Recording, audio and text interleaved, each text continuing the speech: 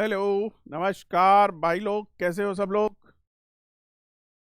Yes, hopefully आपने सारी मेरी पीछे की वीडियोस देख ली होंगी। हम सर्कल तक पहुंच चुके थे, सर्कल का कुछ करा दिया था, एक दो क्वेश्चन उसमें डाउटफुल हैं तो मैं बीच में ड्यूरिंग कोर्स ऑफ टाइम मैं करूंगा। आप अगर ट्राई करते हैं तो ज़रूर कमेंट करिएगा कि आपको क्या लगा, उस क्वेश्चन में क्या गलती है। मेरे ख्याल से एक जगह एक मिस प्रिंटिंग है और दूसरे क्वेश्चन में भी कुछ ना कुछ मिस प्रिंटिंग है। उसे हम आगे के, जब तक आप उसको करेंगे नहीं तब तक मैं नहीं चाह रहा हूँ कि मैं उसे आपके सामने सॉल्व करूँ। आप उन्हें एक बार करिए और उसके बाद जो आपको दिक्कत आती है वो प्लीज़ कमेंट करिएगा, तो फिर मैं आगे रेक्टिफाई ज़रूर आगे के सेशन में लूँगा। जहाँ तक मैंने उसमें आपको लास्ट बोला था कि we will be taking up conic section now. तो conic section is also one of the important and the key topic, जिसमें आपका जो है वो चलने वाला है। करीबन एक या दो या तीन क्वेश्चन जरूर आने वाले हैं मिक्स होके एलिप्स, पैराबोला और हाइपरबोला के। तो मैं आपको पैराबोला दो फेज में कराऊंगा, फेज वन फेज टू, दो लेक्चर लगेंगे और उसके बाद उसके हम कुछ क्वेश्चंस ले लेंगे तो ऑटोमेटिकली आपका पैराबोला एंड होगा। जहाँ तक एलिप्स और हाइपरबोला की बात है, इस बार उसमें भी कुछ ठीक ठाक क्वेश्चंस आ गए हैं। तो एलिप्स हाइपरबोला को हम मैक्सिमम 3 सेशन में ख़त्म कर देंगे, क्योंकि एलिप्स छोटा रहता है जो जेई मेन के पॉइंट ऑफ व्यू से चलता है। हाइपरबोला में भी उतने टाइप की चीज़ थोड़ी सी रहेगी। तो लेट्स बिगिन विद पैराबोला और पैराबोला के साथ एसोसिएटेड कोनिक सेक्शन की कुछ बातें जो आपको थोड़ी सी पहले पता होनी चाहिए, उसको मैं उठा रहा हूँ। तो कोनिक सेक्शन पे अगर हम एंटर करते हैं, नाम अपने आप में क्लियर है, कोन को सेक्शन किया गया तो जो ज्योमेट्री डेवलप हुई उन ज्योमेट्रीज को कोनिक सेक्शन का नाम दिया जाता है। टोटली कोन में आपके पास दो एक्सिस हैं, एक हॉरिजॉन्टल एक वर्टिकल। अगर आप हॉरिजॉन्टल एक्सिस के पैरेलल एक प्लेन लेके सेक्शन करते हो तो एक फ्रस्टम ऑफ कोन आता है जो 10th में बच्चों को पढ़ाया जाता था, just like your bucket and all that drum and all, you can consider this way. तो ये जो चीज़ होती है इसको आप सर्कल डेवलप होता हुआ देखते हैं, सेक्शन जो हुआ। दूसरा, अगर इसी प्लेन को मैं सेक्शन कर देता हूँ इंक्लाइंड वे में तो मेरे को थोड़ा सा सेक्शन कुछ ऐसा मिल जाता है जो कि एलिप्स हो जाता है। तो ये एलिप्स मिल गया, ये सर्कल मिल गया, तो they are the two part of your conic section.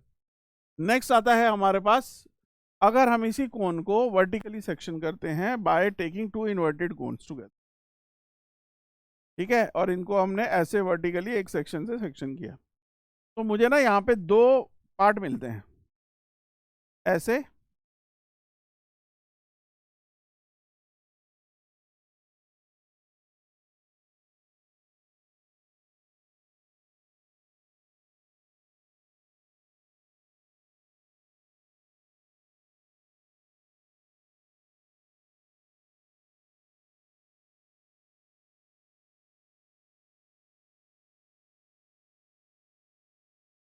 ये जो दो पार्ट मिलते हैं ना, इनको मिला के बोलते हैं हम हाइपरबोला।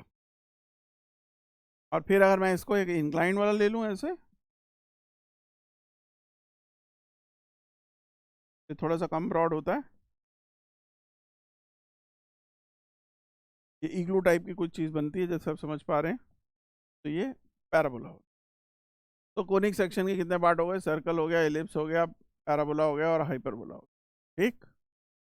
चार कोनिक के सेक्शन मैंने आपको बता दिए। ये तो हुआ मैंने ज्योमेट्रिकली आपको जो लिंक करके बताया। अब ज्योमेट्री को हम थ्योरेटिकली कैसे लिंक करेंगे, दो काम। पहला काम, एक डंडा और एक पॉइंट। डंडा का मतलब एक लाइन, एक लाइन और एक पॉइंट आपको दे दिया जाता है और उसके हिसाब से बोला जाता है कि भाई ये स्ट्रक्चर डेवलप करिए।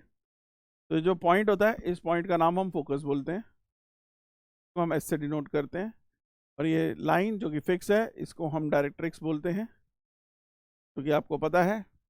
और ये मेरा एक मूविंग पॉइंट है P, जिसको हम H कोमा K बोलेंगे, जिसका हम लोकस डिफाइन कर रहे हैं। उस रिस्पेक्ट से जो प्रिंसिपल कॉनिक चलता है वो चलता है कि भाई फोकस से इस पॉइंट का डिस्टेंस मेजर कीजिए, जिसको हम SP बोलते हैं, और जहाँ पे पॉइंट है उधर से परपेंडिकुलर डिस्टेंस मेजर कीजिए इस डायरेक्ट्रिक्स या फिक्स लाइन पे। तो SP ओवर PM की वैल्यू ऑलवेज कांस्टेंट होती है, जिस कांस्टेंट का नाम एक्सेंट्रिसिटी होता है।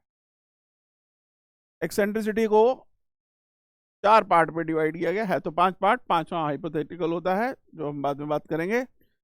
E हो सकता है 0 और 1 के बीच में आए, हो सकता है 1 से बढ़िया आए, हो सकता है 0 आए, हो सकता है 1 आए। 1 जब आता है तब आता है जब SP और PM बराबर हो जाता है। ये डेवलप करता है पैराबोला। ठीक है जी, याद रखना अपने एक्सेंट्रिसिटी होती है ये। ई का मतलब क्या है? एक्सेंट्रिसिटी। एसपी अगर पीएम से छोटा हो जाए, ई आ जाता है 0 और 1 के बीच में, तो ये होता है इलिप्स। एसपी अगर पीएम से बड़ा हो जाए तो ई हो जाता है मोर देन 1, हम बोलते हैं हाइपर।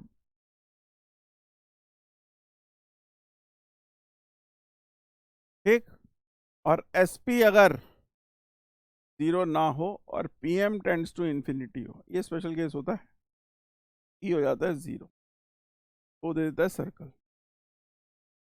तो 4 ई के आंसर हमने बेसिकली याद रखना है, ई 0, 0 से 1 के बीच में, 1 या मोर देन 1। तो ये आपको क्या देगा?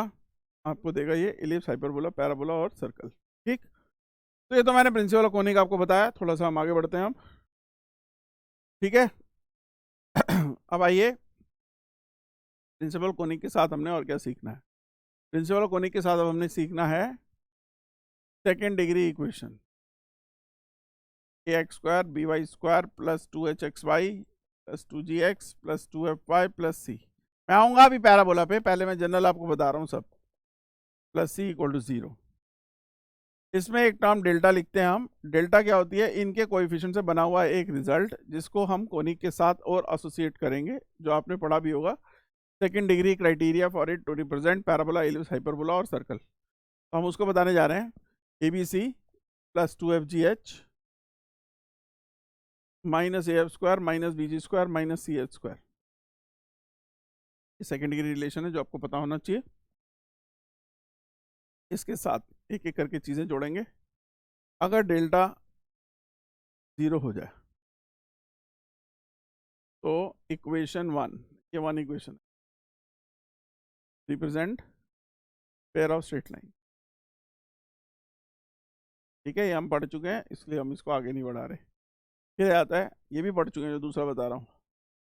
डेल्टा 0 ना हो और h 0 हो जाए, जो इसमें एक्स वाई का कोएफिशिएंट है, और a is equal to b हो जाए, e इसमें 0 होता है, तो ये circle represent.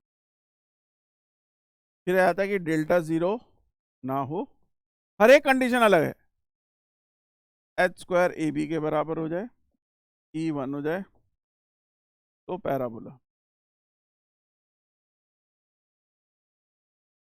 if delta is not 0, h square less than A B, e 0 और 1 के बीच में, इलिप्स। कंडीशन याद रखना बेटा, कई बार आ जाती है, ये कॉलम मैचिंग में भी आई हुई है, जेई एडवांस में आई हुई है। एक्सेंट्रिसिटी के ऊपर चर्चा, ध्यान रखना। If delta is not 0, h square greater than A B, E more than 1, hyperbola. ठीक। तो ये तो हो गई एक्सेंट्रिसिटी की कहानी, और साथ में डेल्टा की जुबानी, और साथ में h स्क्वायर और ए बी का मिक्सर। अब आते हैं हम आगे। ये मैंने जनरल बता दिया, अब ये बार बार हम जैसे चैप्टर पढ़ेंगे उसमें भी हम बात करते रहेंगे। अब हम आगे चल रहे हैं, हम अपने पैराबोला पे हैं, तो पैराबोला की चर्चा को आगे कायम रखते हुए, पैराबोला की दुनिया कैसी होती है। पैराबोला की दुनिया ऐसी होती है कि भाई ये लाइन होएगी, ये लाइन होएगी,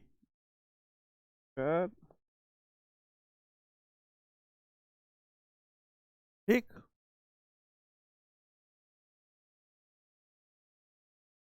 ये पैराबोला बना कैसे?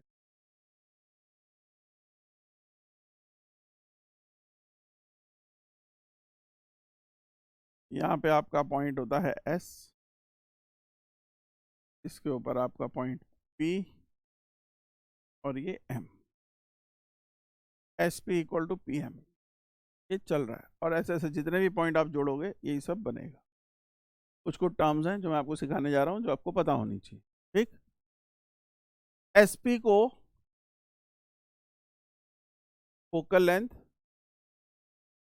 और फोकल डिस्टेंस बोला जाता है। ठीक। Is equal to P M in this case, जो आपको पता है। ठीक।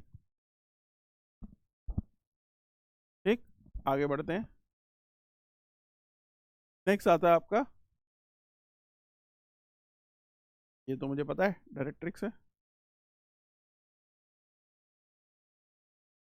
ठीक है, ये मुझे पता है फोकस है। आपका फोकस जिस लाइन पे लाई करेगा जो कि डायरेक्ट्रिक्स से परपेंडिकुलर होगी तो हम एक्सिस का नाम देते हैं। ये एक्सिस ऑफ पैराबोला होती है। एक्सिस और पैराबोला जहाँ कटते हैं उसको हम वर्टेक्स का नाम देते हैं, ठीक। वर्टेक्स मिल गया, फोकस मिल गया, डायरेक्ट्रिक्स मिल गई। डायरेक्ट्रिक्स का इंटरसेक्शन पॉइंट Z होता है, ध्यान रखिएगा, ठीक है। नाउ SPPM के बारे में बता दिया, आपका पैराबोला जनरेट हो गया, ठीक। पैराबोला एक ऐसी फिगर है जो एक एक्सिस के अबाउट सिमेट्रिक है, जो दिख रही है आपको। तारामदार, इस पे ज्यादा ध्यान रखना आपने। ये वाली लाइन मैंने बताई नहीं, तो बोलते हैं टेंजेंट एट वर्टेक्स। अब क्यों बोलते हैं टेंजेंट एट वर्टेक्स? ये वर्टेक्स पे ये लाइन है जो कि एक्सिस पे परपेंडिकुलर है और ये पॉइंट ऑफ कांटेक्ट दे रही, इसे टेंजेंट एट वर्टेक्स बोलते हैं। क्लियर? आगे बढ़ते हैं। अब हम इसको ना कोरिलेट करते हैं अपने इस नामकरण के साथ, y square equal to 4ax, standard equation of parabola.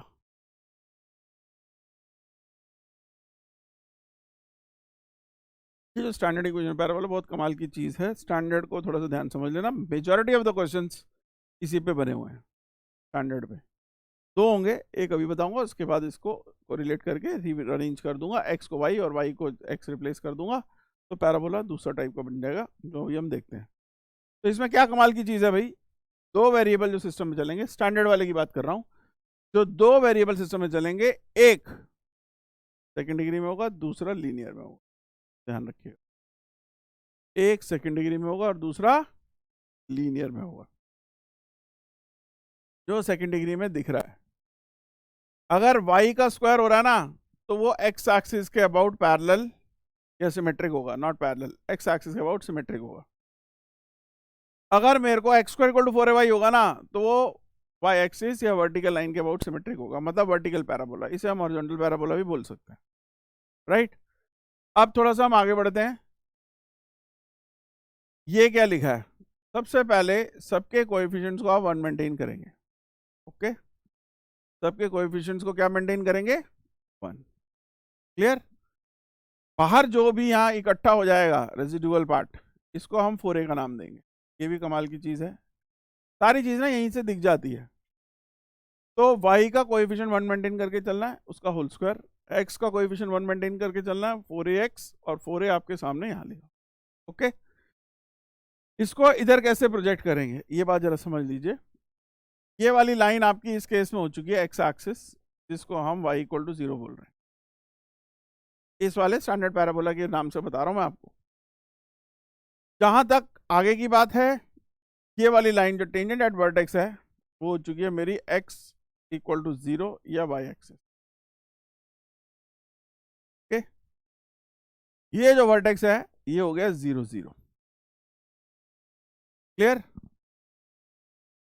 0 0 से a डिस्टेंस आप अंदर जाएंगे, a,0 जो मिलेगा, a डिस्टेंस अंदर जाएंगे हम, a जो 4a का 4 है ना, उसको छोड़ के ध्यान से समझ लेना, 1/4 करना है जो बाहर लिखा होगा, उतना अंदर चले जाइएगा, तो वो हो जाएगा फोकस, और उतना ही पीछे आ जाइएगा तो ये हो जाएगी डायरेक्ट्रिक्स। फोकस आ गया, डायरेक्ट्रिक्स आ गई, टेंजेंट एट वर्टेक्स आ गया, एक्सिस आ गई, ठीक। अब आपके सामने आती है अगली बात जो आपको थोड़ा सा समझनी है, और इसको कहते हैं हम कॉर्ड पासिंग थ्रू फोकस, इनको कहते हैं फोकल कॉर्ड्स। इसका भी क्वेश्चन बनता ही है अच्छा खासा, फोकल कॉर्ड, ठीक। तो ब्लू में मुझे लगता है थोड़ा दिख नहीं रहा है, चेंज करता हूँ कलर, ब्लैक दिखेगा क्या? फोकल कॉर्ड एक ऐसी कॉर्ड होती है, दिखना चाहिए, उस कॉर्ड में एक कॉर्ड अगर मैं ऐसी ले लूं जो कि parallel to tangent at vertex हो या पैरेलल टू डायरेक्ट्रिक्स हो, तो इस कॉर्ड का नाम हो जाता है लेटस रेक्टम।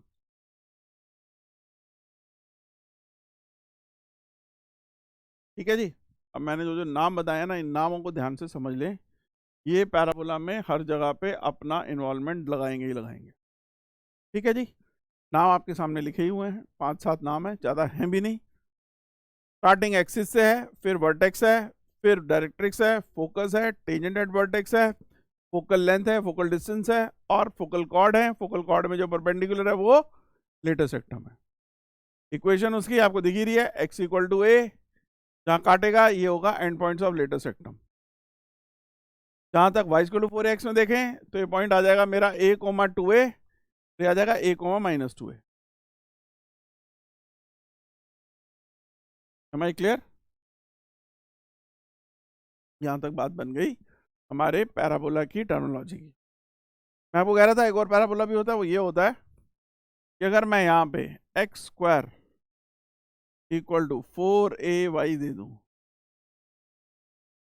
तो ये पैराबोला कैसा हो जाएगा? ये ऐसा हो जाता है, वर्टिकल पैराबोला। और सारी कहानी ना जो हॉरिजॉन्टल की है वो वर्टिकल पे शिफ्ट हो जाती है। ठीक है। अब इसमें दो बातें और जोड़ रहा हूँ, जरा ध्यान से सुनेंगे। दो बातें क्या है कि ए आपका ये डिसाइड करता है कि अगर मैं पॉजिटिव रहूंगा तो मेरा मुंह इसमें इधर खुलेगा, और अगर मैं नेगेटिव हो गया, अगर मैं नेगेटिव हो गया तो मेरा मुंह इधर खुल जाएगा। Likewise in this also, A positive तो ये है, ए नेगेटिव तो वो नीचे खुल जाएगा, रहेगा वर्टिकली। ठीक है। एक बात तो ये बता दी मैंने। दूसरी बात स्टैंडर्ड में एक और आती है कि अगर ये एक्स एक्सिस है तो एक और टाइप की कॉर्ड्स का इसमें इन्वॉल्वमेंट होता है। वो कॉर्ड्स होती हैं जिनको हम नाम देते हैं डबल ऑर्डिनेट्स। वो क्या होती हैं? डबल ऑर्डिनेट कॉर्ड्स वो कॉर्ड होती हैं कि जो कि आप इसके पैरेलल बनाओगे। कहाँ से उठा? ऑरेंज उठा ले। ऐसी chords parallel to tangent at vertex या पैरेलल टू डायरेक्ट्रिक्स या परपेंडिकुलर टू एक्सिस, ये वो कॉर्ड्स हैं जिन पे ना x का कोऑर्डिनेट सेम रहेगा और y का कोऑर्डिनेट प्लस माइनस हो जाएगा। समझ रहे हैं ना? जितना ऊपर उतना नीचे। इसलिए इनको ना डबल ऑर्डिनेट कॉर्ड्स बोला जाता है, डबल ऑर्डिनेट। अब इसका मतलब सिर्फ इस पैराबोला में क्यों है? क्योंकि जब तक आपकी एक्सिस एक्स एक्सिस चलेगी ना तब तक डबल ऑर्डिनेट चलेगा। जैसे ही एक्सिस शिफ्ट हो गई ना डबल ऑर्डिनेट का इफेक्ट खत्म हो जाएगा, क्योंकि वो सिमेट्रिक किसी और एक्सिस की होगी तो जितना ऊपर जाएगी उतना नीचे नहीं आएगी। बात समझ गए ना? तो स्टैंडर्ड पैराबोला के साथ ना कुछ कुछ बातें जुड़ी हुई हैं जो स्टैंडर्ड पैराबोला के लिए ही हैं। जैसे डबल ऑर्डिनेट बता दिए मैंने। इसमें क्या होगा? Double abscissa. समझ रहे हो?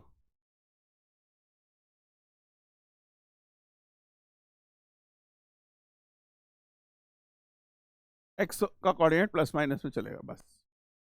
तो डबल ऑर्डिनेट डबल एब्सिस आप समझ गए। ऐसी डबल ऑर्डिनेट कॉर्ड भी बोली जा सकती है, क्वेश्चन में आपको आ सकती है, जिसको आपको करने को बोला जा सकता है।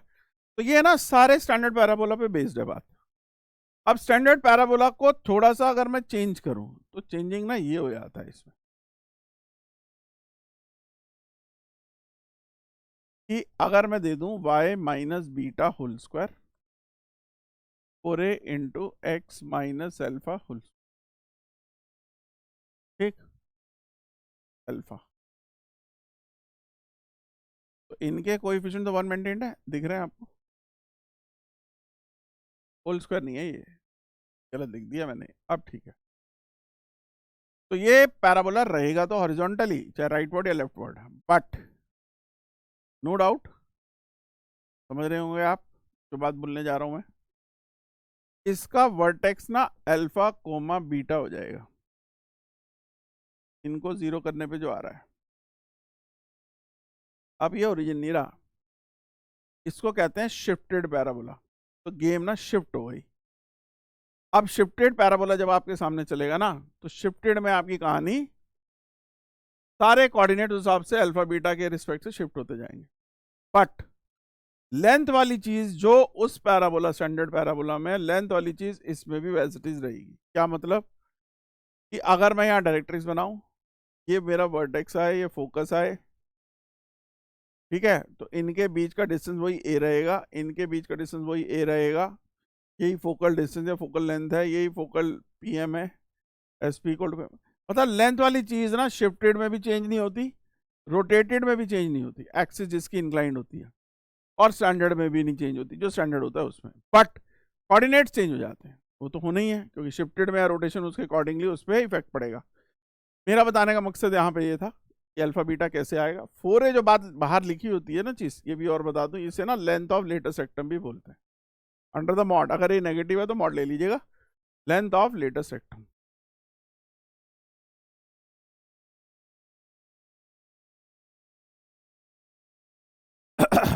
यहां तक क्लियर है बात? तो ये आपका कहलाता है पैराबोला ऑफ शिफ्टेड काइंड। अगर ऑब्लिक होगा तो हम पैराबोला में कौन सा रूल यूज करेंगे वो मैं अब आपको बता देता हूं। अगर पैराबोला ऐसा चलेगा, इसकी इक्वेशन आपसे पूछ लेता है, वैसे तो इसके आने की संभावना कम है in your JEE main, but advance में यस आ सकता है। ये इसकी एक्सिस है, ये इसका टेंजेंट वर्टेक्स है, ये इसकी डायरेक्ट्रिक्स है, ये इसका फोकस है। एक जो रामबाण है या जो आपका मेन डेफिनेशन है कोनिक का, वो यहाँ पे चलेगा, सिर्फ उसी से ही आपका इसका फॉर्मूला या इसका ही इक्वेशन डेवलप होगा। क्या? S P equal to P M. समझ रहे हो? सिर्फ इसी से इसकी इक्वेशन डेवलप होती है और इतनी ही आएगी, आपको ध्यान रखना। क्लियर? तो मैंने पैराबोला के आपको बेसिक शिफ्टेड और ये सारे बता दिए, बीच बीच में इसे उठाता रहूंगा। अब हम पैराबोला के लिए तैयार हैं, क्योंकि हम उसके टर्म समझ चुके हैं, उसके अंदर क्या क्या चीज़ें कहाँ कहाँ होती हैं ये समझ चुके हैं, कौन परपेंडिकुलर होती है, कौन पैरेलल होती है, कितने डिस्टेंस पे होती है, ये हम समझ चुके हैं। अब हम इसको वर्किंग पे लाते हैं अपने नेक्स्ट थ्योरेटिकल पार्ट पे, कि और क्या क्या इसके ऊपर क्वेश्चन बनने के लिए क्या क्या चीज़ों की और ज़रूरत है। तो सबसे पहली चीज़ आती है अब इसके बाद, पैराबोला सब समझ गए भाई। अब आते हैं हम आगे, तो कहते हैं position of point with respect to parabola.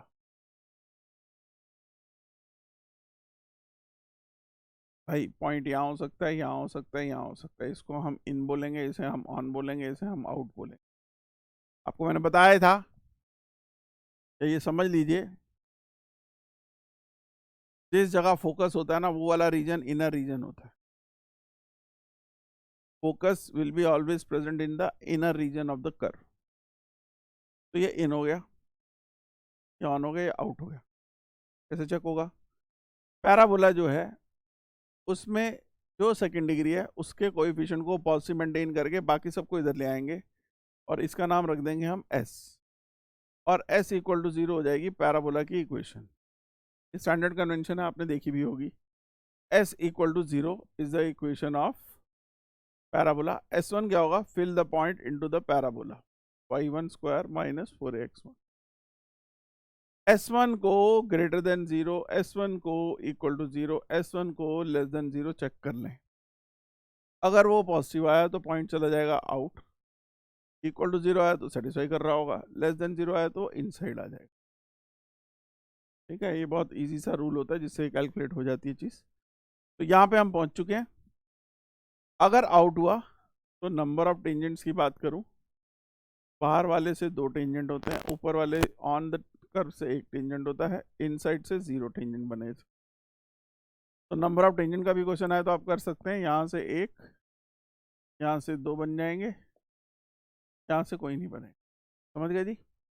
तो पोजीशन ऑफ अ पॉइंट आप समझ गए कि कैसे चेक होगा। अब अगर आपके सामने वही parabola x square minus 4a है, तो एक्स स्क्वायर के कोएफिशिएंट को पॉजिटिव मेंटेन करके एस लेंगे, S1 हो जाएगा x1 स्क्वायर माइनस 4a/1। और पैराबोला ऐसा हो तो यहाँ, यहाँ और यहाँ, इन, ऑन, आउट। ठीक, वही S1 सेम चलेगा, यही रूल, सेम रूल। ठीक, पॉइंट का पोजीशनिंग क्लियर है, पॉइंट को चेक करके आप ये बता सकते हैं। चलो आगे बढ़ते हैं पोजीशन ऑफ पॉइंट को समझाते हुए।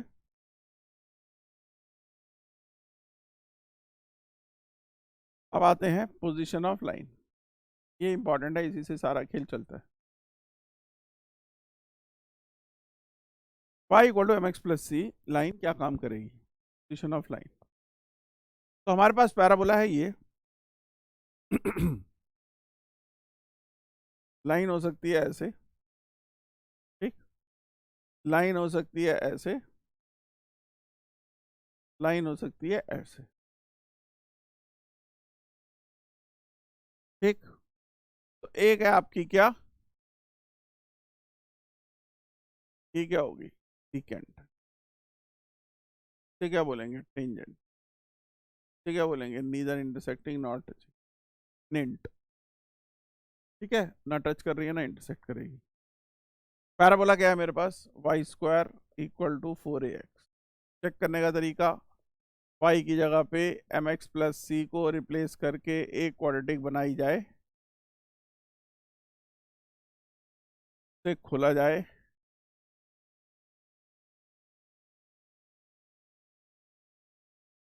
-4ax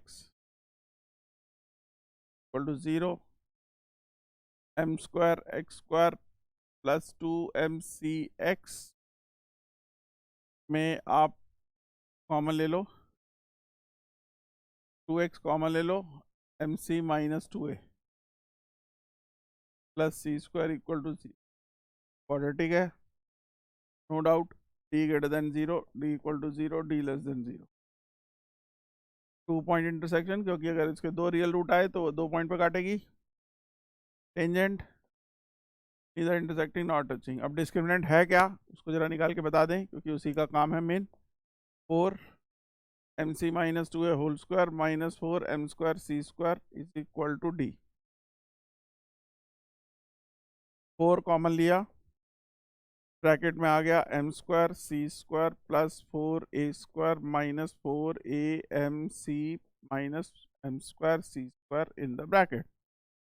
m square C square गया, 4 है, एक a और बाहर निकाल दो, एक और 4 बाहर निकाल लो, अंदर क्या बच गया, a माइनस mc, समझ गए। मेरे पास आ चुका है 16a into a minus mc। Naturally d greater than 0, तो 16a में a काम करेगा और a माइनस mc काम करेगा, ध्यान रखना। a अगर पॉजिटिव है तो उस हिसाब से चलेंगे, भाई साहब ये ग्रेटर देन 0 होना चाहिए, तो इन दोनों का प्रोडक्ट ग्रेटर देन 0 होना चाहिए। और d लेस देन 0 है, तो नेचुरली इसे लेस देन 0 होना, और d इक्वल टू 0 है, तो इसको इक्वल टू 0 होना पड़ेगा। इक्वल टू 0 में 16 है, ऐसे ही गायब हो जाएगा, आपका answer a equal to m c आ जाएगा इससे, तो c is equal to a by m हो जाएगा। तो ये ध्यान रखना है आपको, c is equal to a by m. तो जो मेरा क्राइटेरिया यहाँ से निकल के आया, इसके लिए y equal to M x plus a by M, ये याद रखने वाली चीज़ है आपकी। कौन है ये a by M, condition of tangency, c की वैल्यू क्या होनी चाहिए, क्या, a बाई एम। यहाँ तक बात खत्म हुई, आगे बढ़ते हैं। अगर मेरे पास पैराबोला ऐसा होता, तो यही टेंजेंट है, यही सीकेंट है, ऐसे ही नीदर इंटरसेक्टिंग नॉट टचिंग है। अगर मेरे पास x square minus 4a equal to s है और y equal to M x plus c है, इसी तरीके से सॉल्व होगा। c की वैल्यू क्या आती है, माइनस a m स्क्वायर आ जाती है for it to be tangent, ठीक है। तो y equal to M x plus minus a m square is your c, ध्यान रखिएगा। टेंजेंट की कंडीशन बहुत इंपॉर्टेंट है बेटा, ये सीधी सीधी याद रखनी है, स्लोप रिलेटेड जो आएगी, ठीक है। ये आपको बहुत जगह पे ना डायरेक्ट काम करती है, इसलिए मैं उन्हीं को ही लिख रहा हूँ। तो c is equal to minus m square, okay जी, यहाँ पे बात खत्म होती है।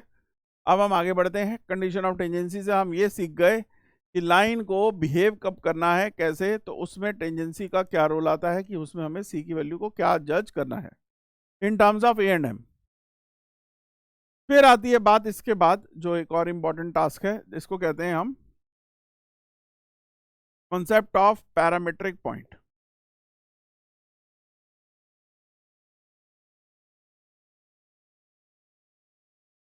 पैरामीट्रिक पॉइंट का कॉन्सेप्ट क्या है? देखिए, जब पैरामीट्रिक पॉइंट होता है तो पैरामीट्रिक पॉइंट क्या कहलाता है, Y square equal to 4x पे पेटेंट होता है ये, देखो आपने कई जगह। पैरामीटर का मतलब क्या है?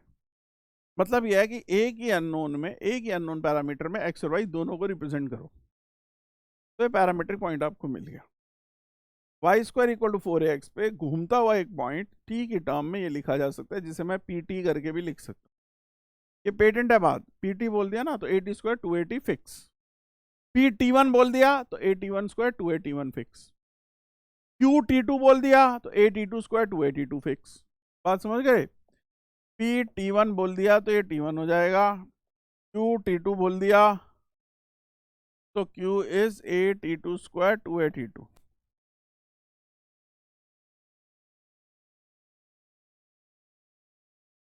ये आ जाएगा। बोलो समझ में आ रही बात? Parametric point is very very important point. अब अगर पैराबोला वर्टिकल हो जाए तो आप समझ गए, वर्टिकल हो जाए तो पॉइंट में ना वही फ्लिपिंग हो जाएगी, 280 80 स्क्वायर, ठीक है ना, मतलब सेम ही चीज चलती है बट एक्स और वाई इंटरचेंज हो जाते हैं, क्योंकि x square equal to 4ay हो गया ना एक्सप्रेशन, तो वाई स्क्वायर टू 4x में x square equal to 4ay हो गया। अब समझ गए? क्लियर हो गई बात? चलो, तो अब हम पैरामीट्रिक पॉइंट समझ गए।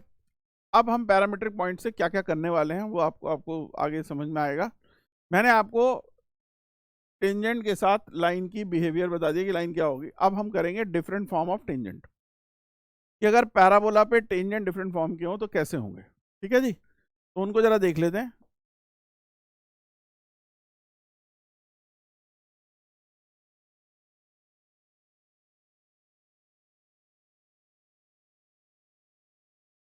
अब एक टेंजेंट आएगा कुछ ऐसे, जिसमें बोला जाएगा कि भाई इसका स्लोप m है, इसकी इक्वेशन बताओ। स्टैंडर्ड की बात कर रहा हूँ, तो वो होगा ये, तो स्लोप फॉर्म बोलते हैं। ठीक, स्लोप फॉर्म ऑफ टेंजेंट। जब हम इसके इस पॉइंट के कोऑर्डिनेट्स आपको दे देंगे, ये स्टैंडर्ड पैराबोला, ये बात मान के चलिएगा, अभी मैं उसी के लिए बता रहा हूं, again and again I am repeating the same बात। ये स्टैंडर्ड पैराबोला ही आएगा और स्टैंडर्ड पैराबोला के रिस्पेक्ट से ही मैं लिखवा रहा हूं आपको। अगर मैं आपको पॉइंट दे दूंगा तो यही टेंजेंट जो यहाँ लिखा है, इस टेंजेंट की इक्वेशन आपकी पॉइंट फॉर्म में टेंजेंट की इक्वेशन हो जाएगी, जिसको आप कैलकुलस से dy बाई dx से भी लिख सकते हो और डायरेक्ट भी लिख सकते हो। डायरेक्ट कैसे लिखना है, जैसा मैंने आपको सर्कल में बताया था, तो वाई स्क्वायर का रिप्लेसमेंट हो जाता है वाई बाई वन, 4a का हो जाएगा आधा 2a, x का रिप्लेसमेंट हो जाएगा x प्लस x1, यह आ जाता है आपका, इसका नाम हो जाता है t, और t इक्वल टू 0 हो जाता है पॉइंट फॉर्म में टेंजेंट की इक्वेशन। ठीक बात? तो ये आ गया पॉइंट फॉर्म में। बस यही दो मेन इंपॉर्टेंट है। तीसरा वाला आप ऑटोमेटिकली समझ जाएंगे, कौन? पैरामीट्रिक फॉर्म वाला। क्यों समझ जाएंगे भाई पैरामीट्रिक फॉर्म? क्योंकि यही पॉइंट आपका 80 स्क्वायर बनेगा और यही 280 बनेगा, तो यहाँ पे आप 280 डालेंगे, यहाँ पे 80 स्क्वायर डालेंगे, तो आपके पैराबोला के ऊपर टेंजेंट की इक्वेशन पैरामीटर में निकल आएगी। जो मैं लिख दूं तो क्या आएगी, y into 280 minus 2a into x plus 80 square equal to 0। 2a दोनों तरफ से कट गया तो मेरे पास t y equal to x plus 80 square आ गई, या y is equal to 1 by t x plus 80 आ गया। ठीक है जी, ये इक्वेशन ऑफ टेंजेंट आ गई इन पैरामीट्रिक फॉर्म, जिसका स्लोप हो गया 1 बाई टी। ये जानबूझ के मैंने ऐसे इसलिए लिखी है ताकि मैं आपको बता दूं कि पैरामीट्रिक में जब भी टेंजेंट बनाया जाएगा तो उसका स्लोप 1 बाई टी होगा। मतलब जो m है ना, ये m, ये 1 बाई टी के बराबर आ गया। m किसके बराबर आ गया? 1 बाई टी के। क्लियर? तो आप समझ सकते हो अगर पॉइंट 80 स्क्वायर कोमा 280 है और m आ गया 1/t, तो t क्या हो गया 1/m। तो हैंस फोर्थ m की टर्म्स में अगर मेरे को ये मिल गया है t 1/m, तो मैं अगर यहाँ t 1/m डाल दूं तो मुझे ये कोऑर्डिनेट m की टर्म में मिल जाएगा, इसका स्लोप फॉर्म वाले का क्या मिलेगा, a/m², 2a/m। मिल गया। तो टेंजेंट 3 फॉर्म में मैंने बता दिया आपको, मेन तो 2 ही हैं। एक तो हम पहले से ही पढ़ चुके हैं, स्लोप फॉर्म वाली बात, टेंजेंट जब लाइन को बनाया। दूसरा पॉइंट फॉर्म, जो हम dy/dx से भी कर सकते हैं कैलकुलस लगा के, टेंजेंट नॉर्मल लगा के। दूसरा ये वाला एक स्टैंडर्ड फॉर्म मैंने बताया था, y/1 से रिप्लेस कर दें और x को x + 1/2 से कर दें, उससे निकल जाता है। सर्कल से चली आ रही बात, अगर आपने पिछले सेशन देखे हो तो आपको समझ में आएगा। नाउ ये वाला पॉइंट मैंने जैसे डेवलप किया वो आपको दिखा दिया मैंने, 80² 280 पैरामीट्रिक पॉइंट x1 y1 की जगह रिप्लेस करोगे तो सिंगल पैरामीटर t में आपको टेंजेंट की इक्वेशन मिलेगी। उस टेंजेंट की इक्वेशन में स्लोप की वैल्यू 1/t रहती है, ये ध्यान रखना। देखिए टेंजेंट में ना 2 चीजें याद रखना, बाकी सब अपने आप आ जाएगा। कौन? या एक तो पॉइंट ऑफ कॉन्टैक्ट और दूसरा उसका स्लोप। 2 चीजें आपके पास है ना, तो पॉइंट स्लोप फॉर्म से टेंजेंट की इक्वेशन बन जाएगी। कुछ तो आप डायरेक्ट याद रखोगे। अब इसका स्लोप m ले लिया तो इसका पॉइंट a/m², 2a/m है, हमें ये याद नहीं रहा, तो हमें 80² 280 वाला तो याद है ना, तो हम उससे मदद ले लेंगे। जिस तरीके का डिमांड होगा सबसे सप्लाई कर देना बात को। मतलब ये आपको तीनों में से कोई भी वैरायटी आ सकती है, मेजॉरिटी में आपकी ये यूज करने को बोलूंगा क्योंकि इसमें पैरामीटर सिंगल रहता है और क्वेश्चन जल्दी होने में काफी मदद मिलती है। दूसरा, लोकस वाले में तो खासकर इस पैरामीट्रिक को यूज करना, लोकस में खासकर इसी को यूज करना, मेनली यही वाला काम करेगा आपका। ओके चलो लेट्स मूव अहेड, आगे बढ़ते हैं, हम इसके आगे चलते हैं। यहां तक हम कर लिए आपकी different forms of tangent. Same बातें लग जाएंगी for vertical parabola also. Parabola vertical हो जाए तो वर्टिकल पैराबोला में आपके सामने वही है, एक टेंजेंट की इक्वेशन y = mx ± am²। बात समझ में आ रही है? स्लोप फॉर्म में। पॉइंट हमें पता नहीं है, कोई बात नहीं, पॉइंट हमने ले लिया अब x1 y1, तो इसमें अब लिखना है मुझे, तो मेरे को पता है ना पैराबोला की इक्वेशन क्या है, x² - 4ay है = s, तो x1 - 2a × y + y1 = t हो गया, एंड t = 0। मेरे पास इक्वेशन ऑफ क्या हो गई, टेंजेंट। जहां तक पैरामीटर की बात है तो 280, 80², तो डाल दो, क्या बनेगी 280x - 2a × y + 80²। देखो सब कमाल की चीज है, इसमें सब कुछ दिख जाएगा आपको। 2a से कट गया, dx - y या = y + 80², मतलब x = 1/ty + 80।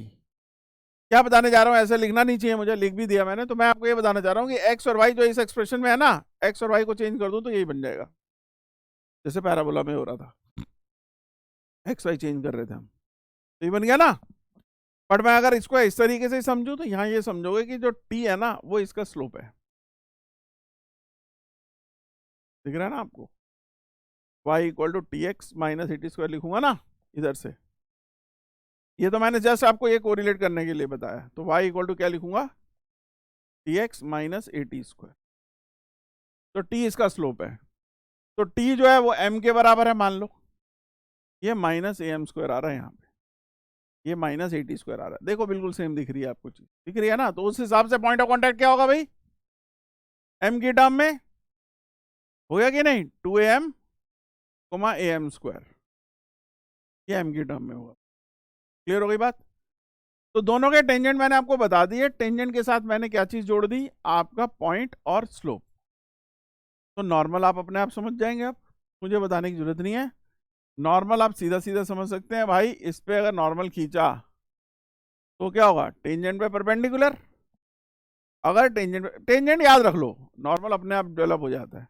नॉर्मल क्या होगा, इसके ऊपर परपेंडिकुलर, परपेंडिकुलर है तो जो पॉइंट है वही पॉइंट सेम है, चाहे वो m की टर्म में हो, चाहे t की टर्म में हो, चाहे x1 y1 में हो। स्लोप हम इसका निकाल चुके हैं, तो इससे इसका स्लोप मिल जाएगा। पॉइंट स्लोप फॉर्म से नॉर्मल की इक्वेशन लिख लेंगे, हो जाएगा ना। ना इधर आते हैं, ये भी पॉइंट स्लोप फॉर्म में आपकी इक्वेशन आ जाएगी। पॉइंट पता है, स्लोप पता है, गेम हो जाएगा आपका। क्लियर हो गई बात? Understood everyone? तो आपके पास टेंजेंट की तीनों फॉर्म आ गई हैं और नॉर्मल की भी आप तीनों फॉर्म डेवलप कर लेंगे। यहाँ पे हम इस चीज के लिए टेंजेंट नॉर्मल पे खत्म करते हैं बात। अब करते हैं अगली बात, that is the thing, pair of tangents. ये इस फेज का लास्ट टॉपिक है। उसके बाद जो मिसलेनियस और या मिक्स बच गया, chord of contact, focal chord, properties, वो सारा मैं सेकंड जोन में लूंगा फेज 2 में। तो फेज 1 का लास्ट टॉपिक जो है वो है pair of tangent to the parabola, उसे हम देखने जा रहे हैं अब। That is the last topic आज की क्लास का या आज के सेशन का। चलिए देखते हैं आप।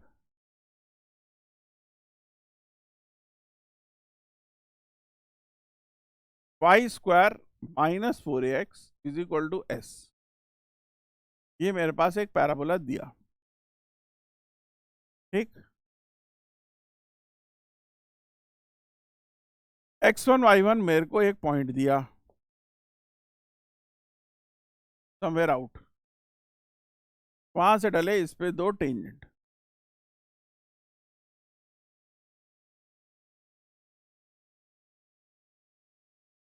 क्यों ले लेते हैं इसे ले लेते हैं r, ठीक है जी।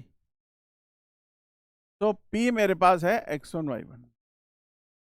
तो पहला क्वेश्चन आता है, भाई मुझे ना pq और pr की इंडिविजुअल इक्वेशन बता दो। तो इसके लिए ना वही स्लोप फॉर्म उठाऊंगा, गिवन या let y equal to mx plus a by m। बेटा जैसा मैं इसमें कर रहा हूँ ना y इक्वल टू 4x में, ऐसे ही आप x स्क्वायर माइनस 4ay में भी स्टडी कर सकते हो, मतलब बात एक ही है, ऐसे करो या वैसे करो। तो y equal to mx plus a by m, ठीक। x1 y1 से मैं मान लेता हूँ एक ये टेंजेंट जा रहा है, तो x1 y1 को सेटिस्फाई करेगा। तो इक्वेशन अब x1 y1 में वेरिएबल ना रह के किस में रह गई, m में रह गई। m में क्वाड्रेटिक बना दी, m square x1 minus m y1 plus a equal to 0, ठीक है जी। m में क्वाड्रेटिक बन गई, नेचुरली m1 प्लस m2 मिल गया आपको y1 by x1, m1 m2 मिल गया आपको a बाई x1, ठीक है। चाहिए तो m1 माइनस m2 भी निकाल लूंगा under the mod root y1 square minus 4ax1 over x1, इसको हम रूट s1 भी लिख सकते हैं, ठीक है जी। मैंने आपको m1 के रिलेशन क्यों बताया, के पीछे दो कारण है। पहला कारण, ये दो इक्वेशन जो है मेरे पास आ चुकी हैं, या इनफैक्ट तीन इक्वेशन आ चुकी हैं, इन तीनों में से इन दोनों को सॉल्व कर लूंगा, राइट। इन दोनों को सॉल्व करूंगा तो m1 m2 की वैल्यू मिलेगी, m1 m2 की वैल्यू मिलेगी तो मेरे पास एक बार m1 डाल दूंगा इसमें तो एक इक्वेशन ये आ जाएगी, एक m2 डाल दूंगा तो एक इक्वेशन आ जाएगी, तो दो टेंजेंट मेरे पास इंडिविजुअली डेवलप हो गए। पहली बात तो ये। दूसरा m1 m2 क्यों मदद करेगा, दूसरा m1 m2 इसलिए मदद करेगा क्योंकि अगर मुझे बोला जाए कि इनके बीच का एंगल भाई थीटा है, तो मुझे एंगल बिटवीन टेंजेंट्स बता दो।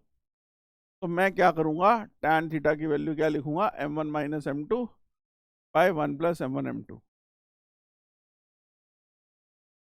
तो यहाँ आ जाएगा root s1 over x1 upon 1 plus y1 over x1, a over x1 not y1, a over x1।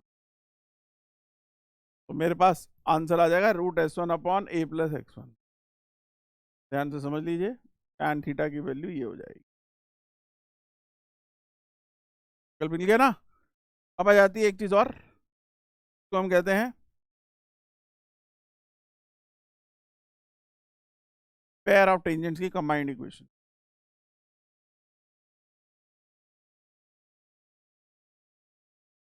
ये आप सर्कल में पढ़ चुके हैं, इसलिए मैं इसमें ज़्यादा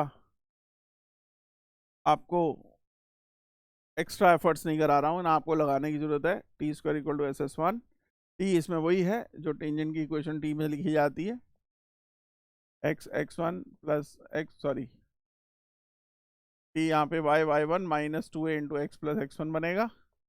एस आपको पैराबोला की इक्वेशन पता ही है, S1 आपको पता है y1 square minus 4ax1 that, वो डाल दीजिएगा। तो इसमें मैंने आपको तीन चीज़ें बताई। तीन चीज़ें कौन सी? इंडिविजुअल टेंजेंट की equation, relation of slope and angle between tangents and combined equation of tangents. Okay, last point जो चलता है वो थोड़ा सा पैरामीट्रिक पे बेस है, जिसे मैं अगले पेज पे बता रहा हूँ, देख लेंगे जरा, फिर हमारा पेयर ऑफ टेंजेंट्स का कॉन्सेप्ट खत्म होगा और फिर इसके ऊपर की एप्लीकेशन आपकी नेक्स्ट फेज में शुरू होगी। यहाँ तक आपको पहले याद रखना होगा, फिर फेज 2 आपको अच्छे से इसके साथ फटाफट से क्लियर हो जाएगा, फिर हमारा पैराबोला एंड अप हो जाएगा। नाउ इसमें क्या कहना हूं मैं, अभी जैसे इसे x1 y1 ले रहे थे ना हम, अब इसे भूल जाओ कि x1 y1 नहीं है। आप मान लो कि आपको ना ये पॉइंट दिए हुए हैं q S at1 square 2at1 at2 square 2at2, you assume this q और r ये हैं, ये आप मान लो। ओके, तो जब आप इसे मान लोगे ना q और r, तो आपसे ना ये डिमांड करेगा कि इनकी टर्म्स में ना ये x1 y1 को बताओ। तो कोई मुश्किल नहीं है, मुझे पता है इसकी equation t1y is equal to x plus at1 square होती है। अभी हम पढ़ चुके हैं इसे, मैं सिर्फ आपको जानबूझ के लिख रहा हूँ ताकि आप थोड़ा सा दिमाग लगाएं, तो आपको याद रहेगा कि ये मैं क्या लिख रहा हूँ। अभी आप पैरामीट्रिक फॉर्म में टेंजेंट की इक्वेशन लिखी है मैंने, तो ये मैंने लिखी, इन दोनों का इंटरसेक्शन पॉइंट जब आप निकालेंगे ना, तो उसका कोऑर्डिनेट क्या आएगा? वो कोऑर्डिनेट आएगा इनके एब्सिस्सा का आप कर देना अंडर रूट, जिसको कहते हैं ज्योमेट्रिक मीन, और इनके ऑर्डिनेट का कर देना arithmetic mean, 2at1 plus 2at2 by 2। तो हो गया ज्योमेट्रिक मीन, हो गया अर्थमेटिक मीन, और बीच में डाल दो ओ, कोआ मेथड, at1 t2 2a की जगह at1 प्लस t2।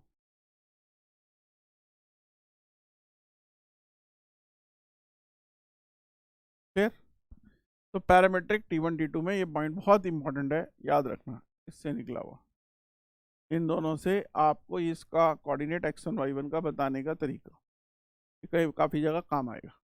तो यहाँ पे हम एंड करते हैं आपके पेयर ऑफ टेंजेंट का डिटेलिंग, ठीक है। फेज 2 में हम इसके आगे को रिलेट करेंगे। होपफुली यहाँ तक की बात आप बेटा रिवाइज कर लेंगे before we end up in the next class, ठीक है। We land up in the next class, आप इसको एंड करके बैठना ताकि वो अच्छे से समझ में आए, ठीक है बेटा। See you then, take care, God bless, bye.